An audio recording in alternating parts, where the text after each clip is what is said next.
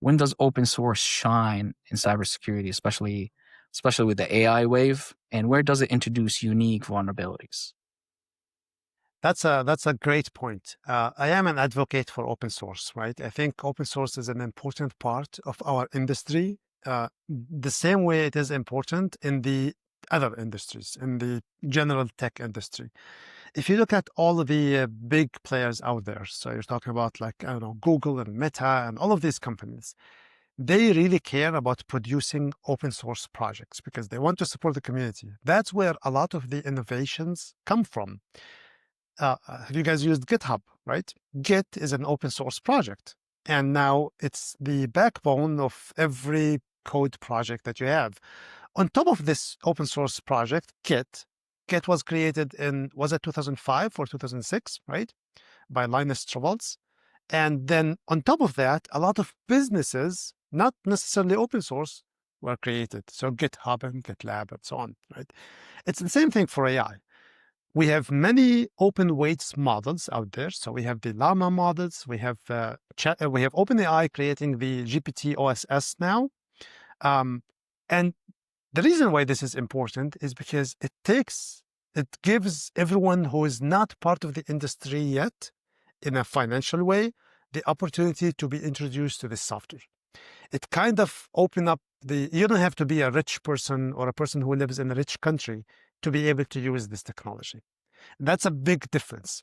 So all of a sudden, you have access to billions of people, potential really good programmers and security professionals and so on, who otherwise would have limitations accessing the software if everything was paid, if there was nothing free. Because you have that, you have access to the talent, you develop this talent, and this talent will create projects that will also help the financial aspect. So Git as an example. And it's exactly the same thing with AI and LLMs.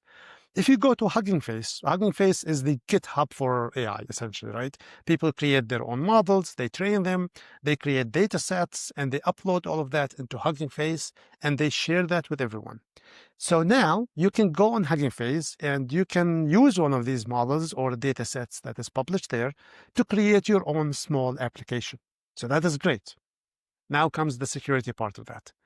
With that, and every time we say someone creates some sort of an open source thing and uploads it somewhere, and people use it, we should think about supply chain attacks, because there is a trust element. I could create a model and I could upload it somewhere, and if people use it, then they have to trust me. Otherwise, it's going to be an issue.